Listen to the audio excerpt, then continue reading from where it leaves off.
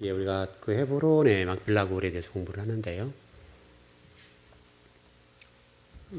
아브람과 이삭과 야곱, 요셉, 동시에 우리 신앙의 어떤 믿음의 조상들로 통해서 뼈가 우리에게 신앙을 말한다고 그랬잖아요. 유언하고 우리 어떻게 살아야 될지를 설명하는 거죠.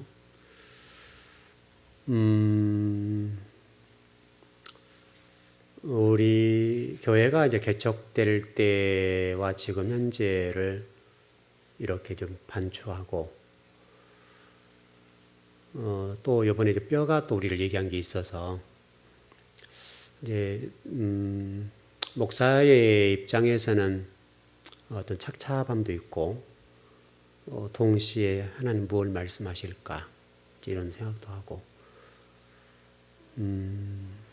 어쨌든 제가 이 교회를 개척하면서 인간적으로 교회를 세우지 않고 하나님만 바라보고 교회를 세워서 여기까지 왔고, 누구의 도움받지 않고 하나님만 의존해 왔고, 그래서 제가 성도들을 훈련시킬 때 무언의 소리일지 모르겠지만은 강한 성도를 세우려고 하는 것이 제 목회 가운데 있거든요.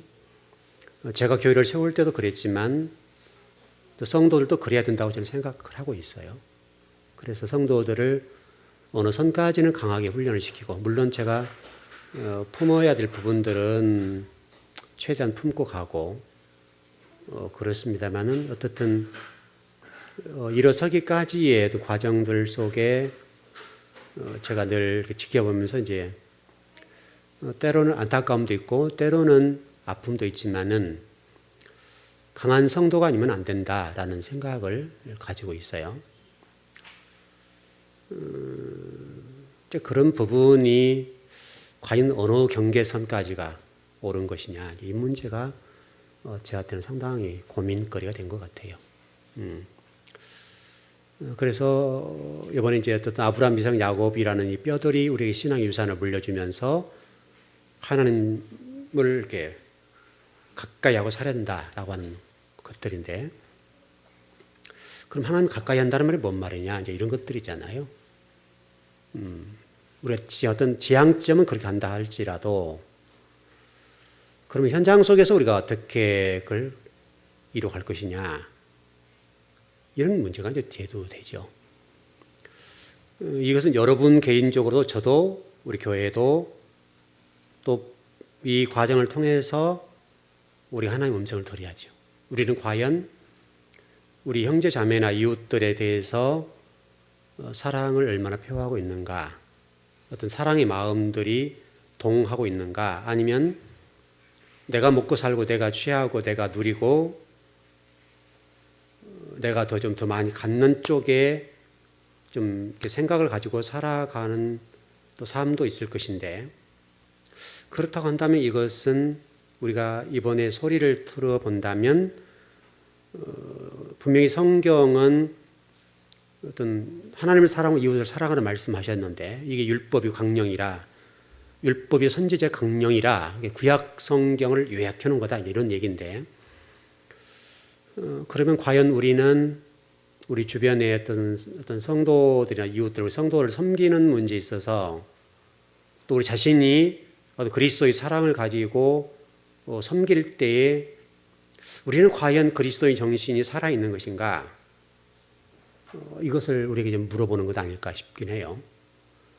여러분들은 이제 여러분 개인적으로 질문하셔야죠. 여러분 개인적으로도 나는 우리 성도들과 어떤 주변에 하여튼 다른 데 놔둬 어떤 우리 성도들만을 보더라도 나는 과연 우리 성도들을 그리스도의 사랑으로 정말 내 몸처럼 사랑으로 그랬는데, 이 문제가 한 번 정도는 좀 질문되어져야 될 질문 같아요.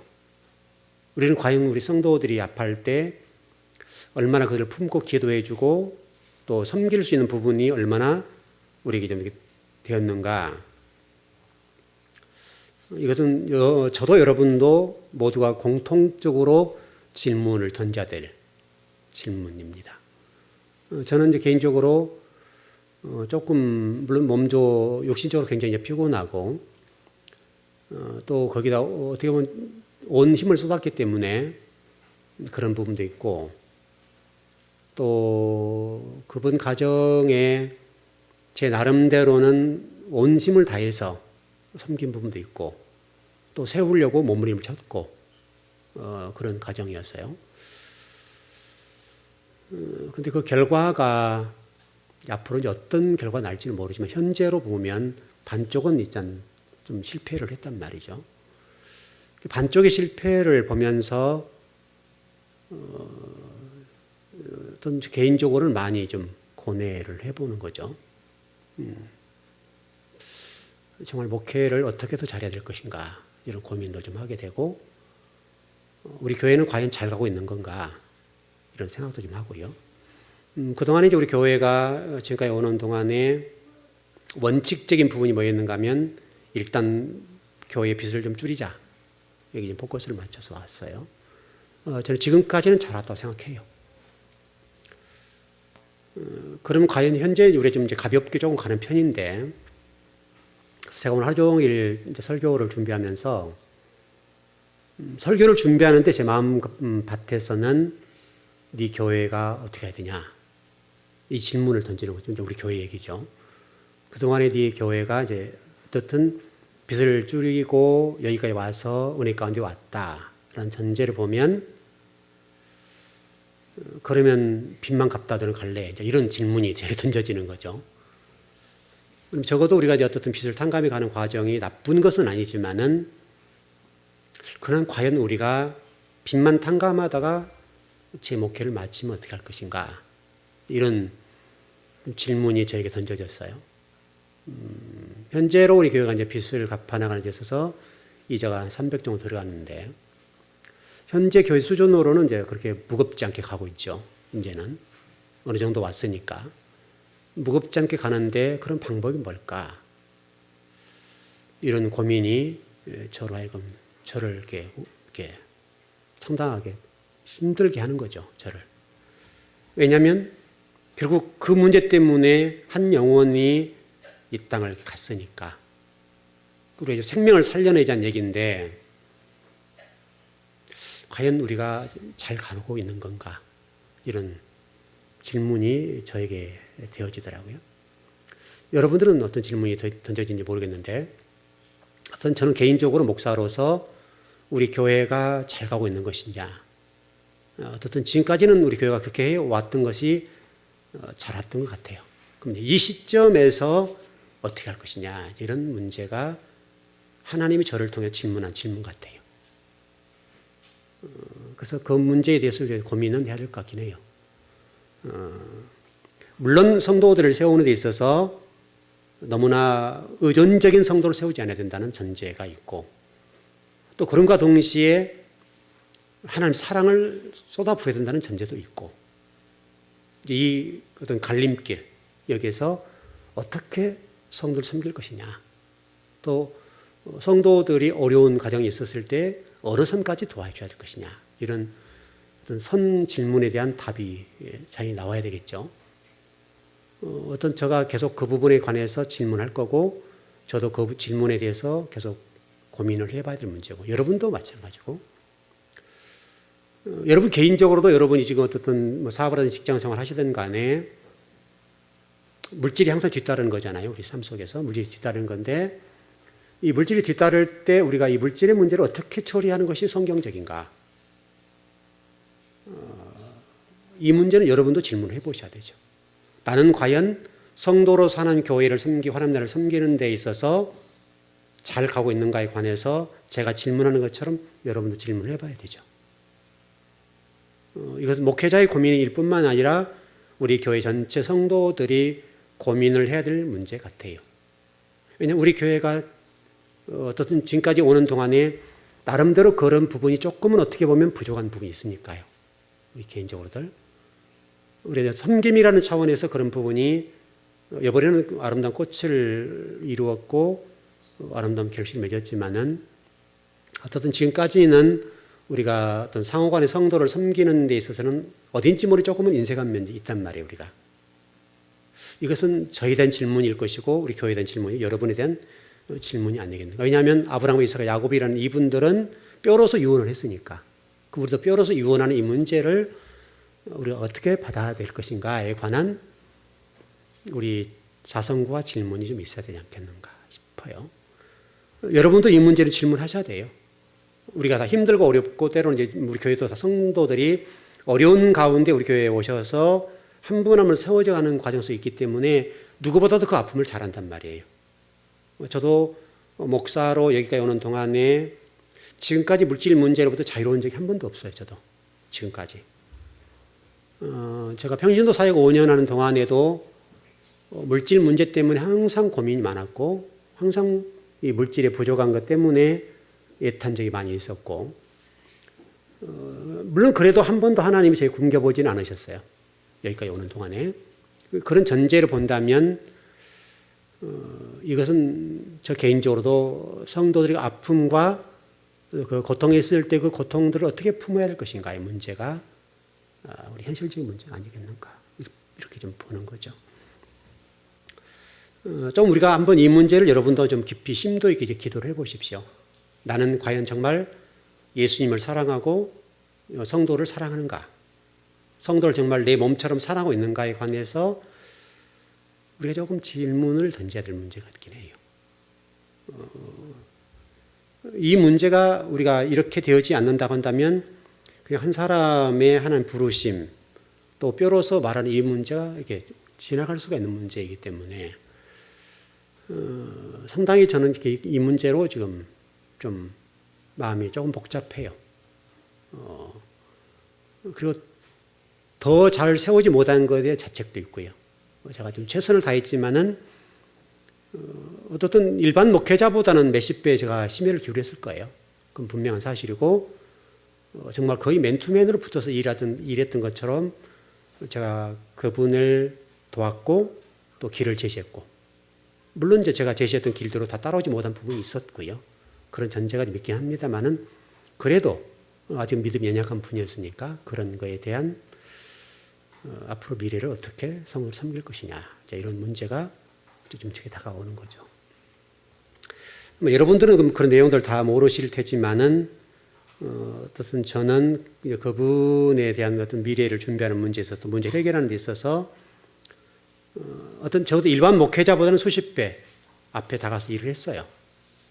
또 여러 가지 길을 안내하고 해결하려고 몸부림을 쳤던 것은 사실이에요. 어쨌든 그럼에도 불구하고 제 의중과 좀 다르게 결과가 나왔으니까 이런 거에 대해서 좀 아픔이 있죠. 물론 인간이기 때문에 때로는 저의 의중과 생각들과 심혈을 기우는 문제에 반하는 행동들이 있었기 때문에 인간적인 어떤 인간적으로 좀 실망한 부분도 있고요. 그래서 조금 제가 좀 이렇게 마음을 뺐던 적도 있고 그런 상황들이 있었죠. 그런 부분이 사실은 더 아픈 거예요, 지금. 저에게 정말 진솔하고 정직하게 다가왔다라면 더 훨씬 좋았을 건데 라고 하는 아쉬움도 제게는 있죠. 어쨌든 여러분들이 이제 이렇게 했으면 좋겠어요. 여러분의 어떤 문제가 있다고 본다면 어떤 문제든 간에 관계없이 목회자와 1대1의 어떤 상담의 문제에 있어서 진실되게 정직하게 숨기지 않고 여러분 얘기를 해준다면 제가 그렇게 접근할 거예요.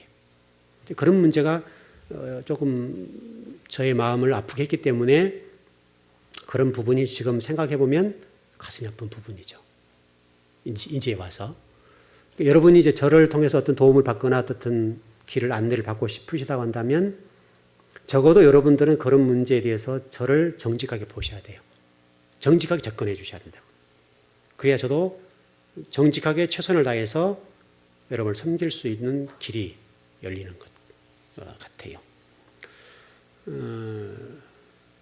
분명한 것은 이번에 여러분과 제가 이 문제에 대해서 뼈로서 유언하는 이 문제에 대해서 우리는 한번 깊이 여러분 개인이 나는 지금 주님 앞에 섰을 때에 정말 주님 앞에 부끄럽지 않고 주님이 우리의 어떤 삶을 돌아보면서 너는 잘 가고 있다라고 말씀하실 정도는 준비되어 있었단 말이죠. 왜냐하면 우리도 언제 어떤 상황이 벌어질지 모르니까. 그런 측면이죠. 마치 제가 이번에 말씀을 이번 주 말고 지난주 말씀과 이렇게 좀 연결시켜 볼 때 제가 이번에 이런 고민을 했어요. 말씀이 무섭다. 개인적으로는요. 물론 제가 설교를 제가 힘으로 한 건 아니죠. 실질적으로 설교를 했을 때 성령의 감동을 받고 설교한 거고 또 어떤 내용들에 관해서는 제가 원고에 없던 설교를 하나님이 물려주신 대로 선포했단 말이죠. 그건 저의 얘기가 아니니까 했는데 이런 일들이 벌어지니까 설교가 참 무섭다. 너무나 이게 무서움을 느끼는 저는 개인적인 목사로서 그래요. 여러분은 어떤 느낌 받으신지 모르겠지만 그래서 여러분 설교는 제 힘으로 한 거 아니죠, 여러분. 준비하는 것부터 선포하는 이 모든 과정 속이 그렇게 되는 건데 그러나 여러분들은 여러분 입장에서는 이렇게 하시는 게 좋을 것 같아요. 강단에 선포된 이 말씀에 관해서 가볍게 여기지 말자. 무겁게 받아들이고 한 번 정도 지금 우리가 이 시점에 와서 우리 인생을 좀 이렇게 다시 한번 정리해 보자면 나는 잘 왔는가? 앞으로 잘 갈 것인가에 관해서 우리가 질문하는 것이 좋겠다.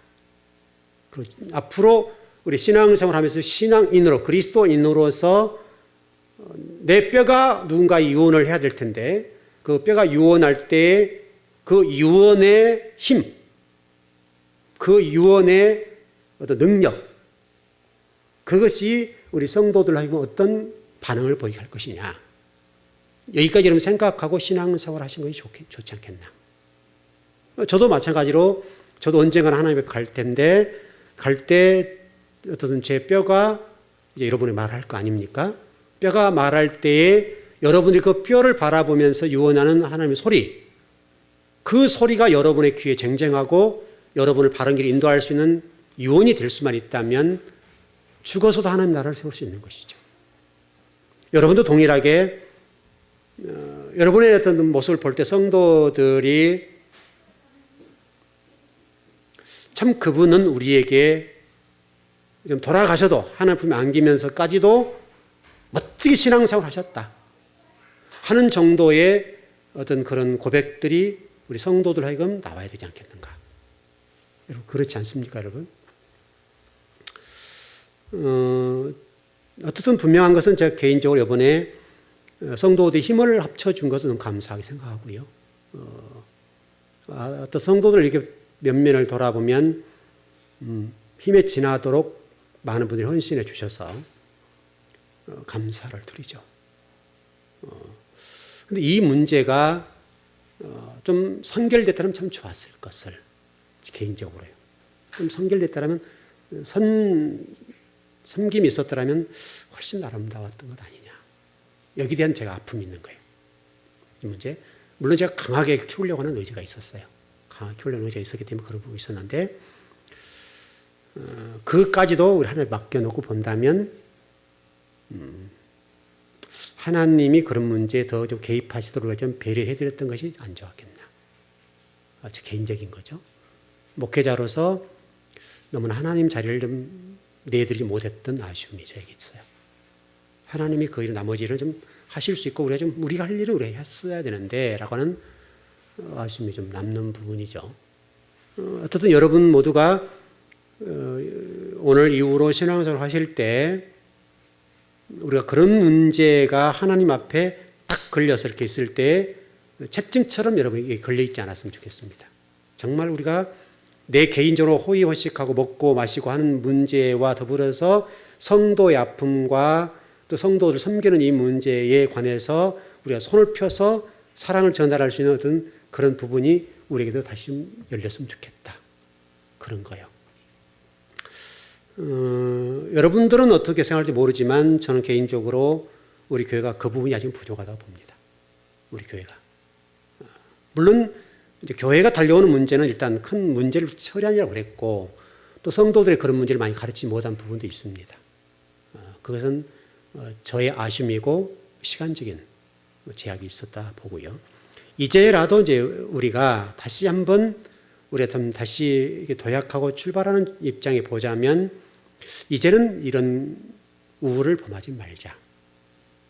그리고 좀 더 적극적으로 어떤 사랑의 표현이라고 하는 관점에서 우리 접근해보자. 이런 생각들이 저의 귓가에 끊임없이 맴돌고 있는 소리입니다. 하나님의 음성이고요. 그래서 어떻게 보면 제가 좀 그가 공부하고 물론 육신적으로 피곤하지만은 제가 설교를 준비하고 성경을 이렇게 준비하면서 조금은 제가 좀 침울한 그런 시간을 좀 보내고 있습니다. 이제 좀 저도 그걸 털고 일어나야 될 것 같긴 합니다. 그건 저에 대한 자책이고 우리 교회의 자책일 수도 있겠고 여러 가지 됩니다. 여러분 모두도 이제부터라도 우리가 조금은 이 문제에 관해서 고민할 때는 왔다. 고민을 해보자. 이런 고민입니다. 조금 속도를 늦추더라도 우리가 어떤 빚을 탕감하는 문제의 속도를 좀 늦추더라도 이 문제를 같이 병행해 가는 방법이 없을까? 이런 고민. 또 같이 가더라도 똑같은 방법으로 가더라도 어떻게 하면 그렇게 어떤 아름다운 일을 이루어낼 수 있는 방법이 없을까에 관해서 우리가 좀 고민을 해야 될 문제라고 보여집니다. 왜 이런 문제가 중요하냐면 아마 신명기 5장에 관해서 좀 1절, 3절의 말씀을 보면 이제 호렙산의 문제가 나오는데 호렙산에 세우셨던 그 하나님 언약이라고 하는 것은 모세가 애굽에 태어난 사람들 광야에 태어난 사람들 대상으로 말씀을 대언할 때 이 말씀은 과거 애굽에 나온 사람들을 대상으로 하는 말씀이 아니라 바로 너희들을 위한 말씀이다. 오늘 또 이 말씀이 저와 여러분의 말씀이야 되겠는데 이 시내산이라는 히브리어가 시나이라는 말입니다. 시나이. 이 시나이라는 단어인데 이 시나이라는 단어를 이렇게 보니까 그 단어 속에 놀라운 하나님의 신비가 담겨져 있는 거죠. 여러분 이런 단어가 있죠. 야곱의 사닥다리라는 단어가 있죠. 야곱의 꿈의 환상 가운데 봤던 이 사닥다리의 환상이 뭔가를 히브리어로 보니까 샬람이라는 단어거든요. 샬람. 근데 좀 단어가 조금 다릅니다만은 뜻은 똑같습니다. 뜻은 그 사닥대라는 개념으로 우리가 이게 아무것도 없는 허공에 사닥이 오르락내리락하는 것을 이해를 하는데 그 언어의 뜻으로 비춰보게 되면 이게 비탈길이라는 뜻입니다. 다시 한번 시나이를 올라가는 비탈길인 거죠. 이 시나이를 올라가는 이 비탈길과 샬람이라고 하는 그 환상의 사닥다리와 똑같은 의미를 가지고 있는 뜻을 가지고 있는 그런 의미라는 거죠. 샬람이라는 뜻입니다. 결국은 이 시나이라고 하는 것은 사닥다리와 같은 것이고 비탈길에 오르락내리라는 것인데 이게 죽고 사는 문제고 동시에 하늘문을 여는 과정이란 말이죠. 하늘문을 열고 올라가는 과정인데 이 올라가는 과정의 시나이, 말씀이라고 하는 이 문, 말씀을 가지고 올라가는 길이 샬람, 이 호렙산, 또 동시에 시내산, 시나이라고 하는 것과 동시에 샬람이라고 하는 그 사닥다리 환상의 비탈길. 이 비탈길은 그냥 이 사닥다리 올라갔다 내렸다는 말이 아니라 비탈길에 올라가는 방법이 뭐냐면 하나님의 말씀을 가지고 올라가는 것, 말씀을 의지하는 곳, 말씀을 향해 가는 곳, 이게 길이라고 하는 거죠. 이게 시나이라는 뜻이 그 속에 있습니다. 모세가 신명기라는 말씀을 통해서 유언할 때 바로 지금 너희들에게 이 시내산에서 하신 말씀, 이 토라라고 하는 하나님 말씀의 길을 따라 너희들이 걸어갈 때 살 수 있다라고 하는 것을 가르치고 있는 것처럼 지금 이 시대에 우리들에게 동일한 하나님 말씀하신 것은 토라의 그 길을 따라 하나님 말씀의 길을 따라 가는 길, 그것만이 우리의 유일한 길이고 그 길을 갈 때 우리가 살 수 있고 생명을 얻을 수 있다. 아마 이번 주 제가 설교를 오늘 이렇게 마무리를 하면서 좀 많이 고민을 하고 설교를 준비하는데 이제 6장으로 넘어가서 보게 되면 심판장이잖아요. 번개시 문제니까. 이 심판장의 문제인데 심판은 그럼 왜 주어지는가? 이런 문제를 가지고 고민을 해보는 거죠. 그러니까 여러분들이 그럼 죄인이니까 심판받아야지 이렇게 하면 할 말이 없고 그럼 하나님 도대체 이 심판의 문제를 왜 들고 나오셨을까? 이런 고민들을 하면서 설교를 제가 오늘 마무리를 했습니다. 이제 그 가운데에 어떤 생명, 여러분에게 이런 질문을 좀 던져보고 싶은데, 여러분 선악과라고 하는 그 생명나무가 뭐냐 이거죠. 여러분 선악과가 뭐죠, 여러분? 선악과. 창세기 어떤 3장에 나와 있는 거죠. 이 선악과의 문제가 뭐냐? 또 생명나무가 뭐냐? 아담과 하와가 선악과를 따먹었다 이 말이잖아요. 따먹었다 해서 원죄가 발생한 거죠. 그러면 이 선악과는 뭐며 생명나무는 뭐냐 이거죠. 여러분 그런 고민 안 되시나요? 도대체 성경의 선악과가 뭐냐 이거죠. 선악과가. 아마 여러분들은 전부 다 이런 인식이 있겠죠. 사전 선지식이겠지만 선악과라고 하는 성경에 말씀하는 하나님의 어떤 열매라고 하는 전제가 여러분에게 아마 깊이 뿌리 내렸을 겁니다. 근데 저는 그 문제 때문에 고민을 해보는 거죠. 그럼 도대체 이 시대의 선악과는 뭐냐? 이런 질문이요. 이 시대의 선악과가 뭐냐 이거죠. 우리는 과거에 아담과 하와가 범죄했기 때문에 우리가 원죄를 이어받아서 죄인이 됐다. 이런 개념인데 그러면 우리는 지금 선악과를 안 따먹는가? 이런 질문이죠. 여러분 정말 선악과가 뭐죠? 여러분들 선악과 따 드셨습니까, 여러분? 여러분 그럼 굉장히 억울한 문제잖아요. 여러분 생각해 보면 여러분 그러지 않습니까? 나는 선악과를 따먹지도 않았고 선악과 전혀 관계없는데 내가 죄인이 됐단 말이죠. 안 믿는 사람과 또 성경을 비판적으로 보는 사람들 입장에 보면 왜 하나님이 선악과를 만들어 놓고 죄를 짓게 만들었는가? 이런 질문이 자연스럽게 나올 때 우리가 궁색한 답변을 한단 말이죠. 그래서 명확하게 어떤 답변을 못하고 그냥 얼버무리면서 넘어가는 것이 우리 보편적인 생각들이죠. 여러분들 선악과 안 따드셨잖아요. 우리는 누군가가 아담과 하와가 원죄를 가지고 왔을 때 그 피를 물려받은 게 죄인이다. 이렇게 해석을 하죠. 물론 그런 부분이 있을 겁니다. 구체적인 것을 한번 주의를 설명 들어보시면 알 것 같고, 여러분 그렇다면 생명나무를 못 따먹는다 이렇게 되잖아요. 가로막았잖아요. 그럼 생명나무는 도대체 뭐냐 이거죠, 우리가. 생명나무는. 여러분 생명나무라고 하는 그 히브리 단어를 보니까요, 에츠하하임이라는 단어예요. 에츠하하임이라는 단어인데 이 하임이라는 단어는 여러분 하위에서 온 단어이고 생명, 살아있는 이런 뜻이에요. 살아있는. 그러니까 하위 이런 뜻이 되고 하위라고 하는 또 이런 하임 다 생명이란 말인데 그럼 도대체 이 생명이 뭐냐 이거죠. 생명이. 그럼 우리는 이제 여러분 이제 천국 가려면 다 생명나무를 따먹어야 되잖아 우리가. 그럼 여러분들 생명나무 따 드셨나요? 여러분 분명히 생명나무를 따먹어야 된다 그랬잖아요 여러분. 그래 영원히 살 수 있는 길이 열리잖아요. 근데 우리는 지금 한 번도 그 문제를 그래도 알고 있는데 생명나무가 뭔지 어떻게 따먹어야 되는지 모른단 말이에요 우리가 지금. 여러분 거기에 대해서 어떤 명쾌한 답이 있습니까 여러분? 명쾌한 답. 생명나무가 뭐냐 생명나무가. 이제 그래서 목회자가 고민하는 거죠. 성경을 더 명확하게 가르쳐야 되는 입장이니까 고민을 해보는 거죠. 여러분 이렇게 좀 질문을 제가 설교로 이렇게 준비했습니다. 선악과를 따먹었다. 이게 죄냐 이거 죄의 출발이냐 이거죠. 여러분 그게 맞습니까? 선악과를 따먹었다 이거예요. 이게 죄의 결과잖아요. 그럼 이 선악과를 따먹은 것 이게 원죄의 출발이죠 여러분. 그렇죠? 저는 좀 그렇게 접근해 보지 않았습니다.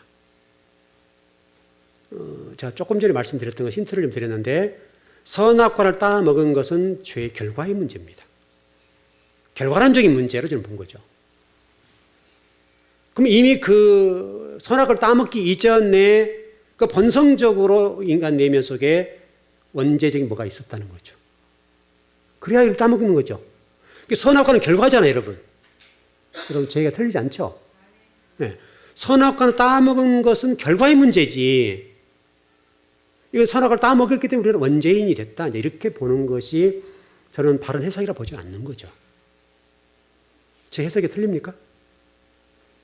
여러분 이성적으로 생각했을 때 제가 여러분 지금 말씀드린 이 부분이 정말 맞나 그런가 라고 하는 판단을 해보라는 거죠.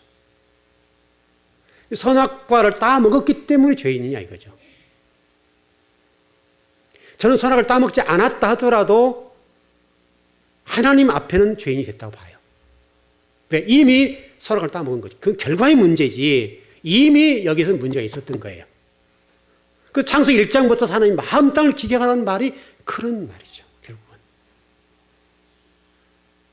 그러니까 이미 아담과 하와 속에는 원죄적인 문제가 이미 들어와 버린 거죠. 이렇게. 이건 결과의 문제고. 그런 측면에서 좀 제가 성경을 풀어봤어요. 풀어보면서 요한계시록에 나가보는데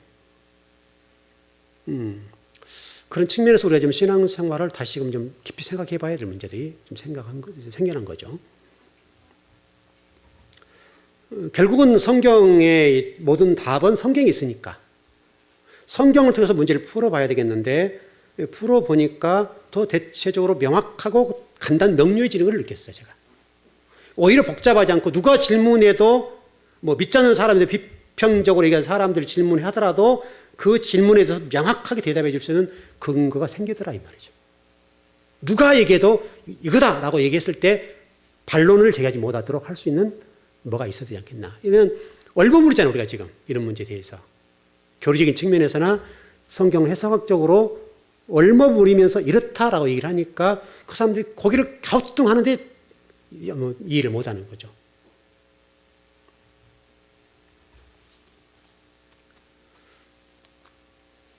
우리는 과거로부터서 하나님의 사람들 또 하나님의 말씀을 통해서 우리에게 질문하시고 지금도 묻고 계시는 그 모든 하나님의 음성들을 듣고 우리가 그 음성 속에서 하나님의 뜻과 계획과 의도하신 바를 정확하게 읽어낼 수만 있다면 우리가 얼마든지 멋있는 성도로 살아갈 수가 있습니다.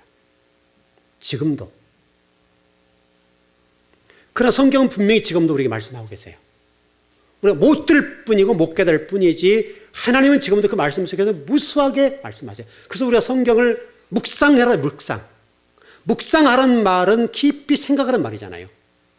그냥 선지식으로 내가 이렇게 배웠기 때문에 이것이 아니라 그 문제에 대해서 깊이 좀 고민하고 생각해보면 그 속에 답이 있을 거 아니냐 이 말이죠. 제가 조금 다르게 접근을 해봤습니다. 그래서 제가 접근해보고 준비를 해놓고 보니까 그렇게 하면 좋겠네. 이렇게 우리 성경을 배우면 그래도 하자가 없겠구나. 100% 하나님 보시되 옳은지는 모르겠으나 적어도 제 지식과 그동안에 성경을 배웠고 공부했던 탐구했던 시간을 총동원해서 그 결과를 보았을 때는 이 정도 되면 그래도 명확한 것 같다. 이제 이렇게 설교가 된 거죠. 여러분 성경의 말씀을 통해서 2000년 전의 말씀이나 또 수천 년 전에 기록된 말씀들을 통해서 지금도 하나님 말씀하고 계시고 지금도 우리에게 그 무언의 소리로 지금도 우리에게 들려주시고 아니면 큰 소리 들려주시는 것은 분명합니다. 그 소리를 들을 수 있을 만큼 영적 예민함과 우리가 하나님에게 어떤 물어보고 그 물어봄에 대해서 하나님 앞에 질문해 볼 수 있는 그 정도의 어떤 실력들은 갖추어 놓는 것이 좋지 않겠는가라고 하는 것이죠. 모세가 바로 그런 면에서 시내산에 주셨던 그 말씀을 다시 재해석하고 재설교로서 광야에 태어났던 사람들에게 호소를 하는 거죠. 너희들 선배들, 너희 선조들은 이랬기 때문에 멸망했다. 이렇기 때문에 광야가 죽었다. 너희들은 그런 전체를 절대로 밟지 말아라 라고 가르쳤던 것이죠. 그러나 그들도 가나안 땅에 들어갔을 때에 그들 선조들과 똑같은 길을 걸었다는 사실이 우리로 하여금 가슴을 치는 거죠. 곧 그 말씀은 우리들도 지금 그들과 조금도 다르지 않게 그들처럼 걸어가고 있는 건 사실이다. 이런 전제가 돼버린 거죠.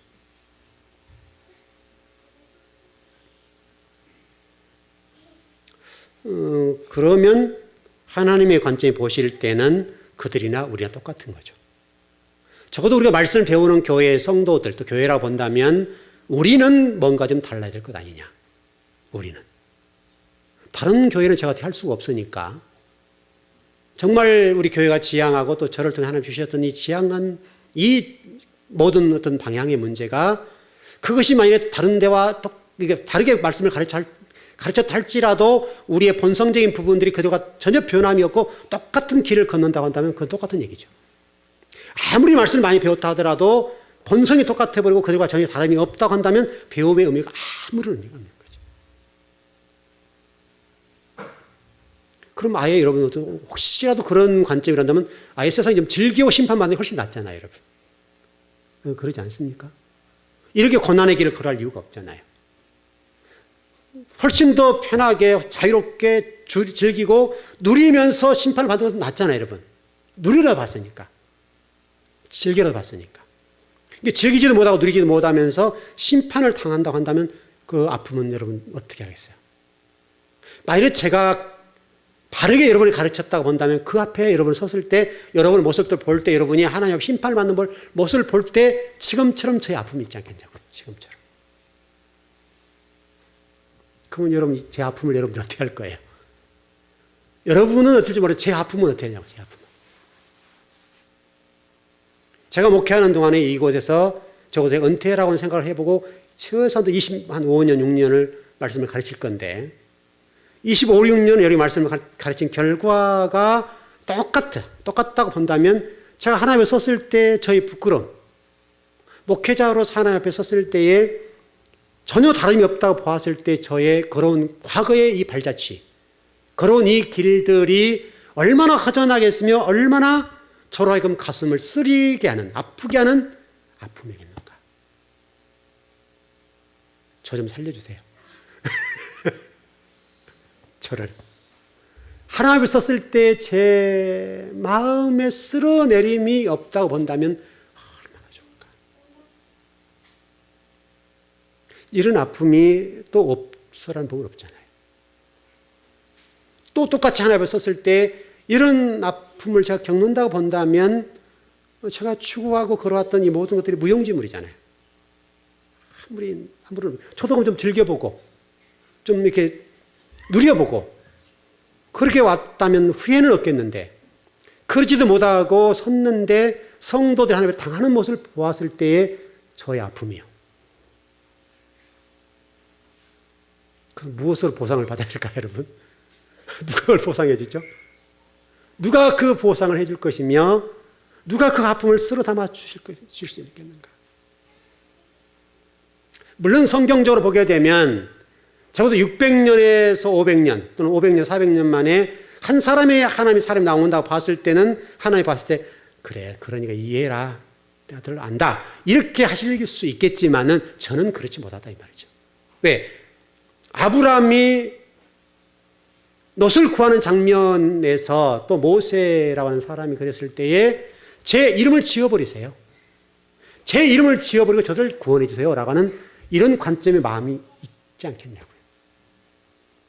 왜냐하면 주의 종의 마음이니까.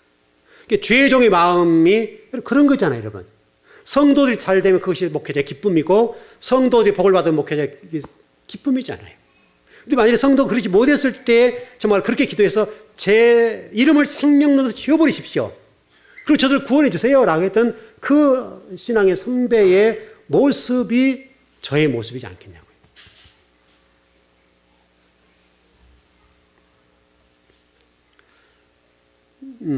여러분은 지금 우리 성도들에게 어떠한 신앙의 모습을 보여주고 계시고 어떻게 가르치고 계시고 무언의 신앙의 모습들이지만 무엇을 가르치고 있으며 무엇을 이렇게 안내하고 있는지에 관해서 한번 물어보십시오. 여러분 개인적으로 이렇게 나는 지금 성도들이 어떻게 신앙의 모습을 보여주고 있고 어떻게 무언의 메시지를 전하고 가면서 선한 영향을 끼치고 있는가에 관해서 물어보시라고요. 아마 이게 우리 이번에 조금은 한번 고민해 보는 좋은 시간 같긴 해요. 아픔이 있지만은 그런 것 같아요. 이제 모세에 좀 들어가 보려고 하는데 어떤 그 모세 후계된 여호수아에 좀 들어가 보려고 하는데 시간이 다 됐는데요. 좀 정리해 보시죠. 분명한 사실은 하나님은 지금도 우리에게 말씀하신다는 거예요. 그리고 지금도 하나님은 우리를 사랑하고 계시고 다양한 방법으로 하나님의 유언들을 또 하나님의 메시지들을 성경을 통해서든지 자연현상을 통해서든지 또 여러 사건과 사고를 통해서든지 어떤 방법을 동원해서 또 아니면 지금 이 시간 저를 통해서 여러분에게 하나님의 메시지를 전하고 계신 건 분명해요. 받아들이는 입장에서 다 다를 수 있겠습니다만은 분명히 하나님은 지금 저를 통해서 여러분들과 저에게 어떻게 신앙할 것인가에 관해서 질문하시고 답을 주시고 계신다고 봐요. 그 질문과 답에 관해서 우리가 받아들이고 신앙할 수만 있다면 오늘 이 시간은 참 복된 시간 아닌가. 복된 시간이고 우리 신앙생활에 어떻게 보면 새롭게 도전해가는 시간이 된 것 같긴 해요. 여러분 아브라함, 이삭, 야곱 또 요셉 또는 모세 여기까지 왔습니다. 좀 더 나갈 건데 여러분 이분들을 통해서 지금 하나님은 우리에게 끊임없이 우리에게 말씀해 주고 계십니다. 그들은 과거에 수천 년 전에 돌아가셨지만 그 돌아가신 그분들이 지금 뼈로서 우리에게 지금도 유언하고 계십니다. 여러분도 언젠가는 누군가에게 그 뼈로서 유언할 날이 올 겁니다. 뼈로서 유언할 때에 그 유언들이 사람을 살려냈으면 좋겠습니다.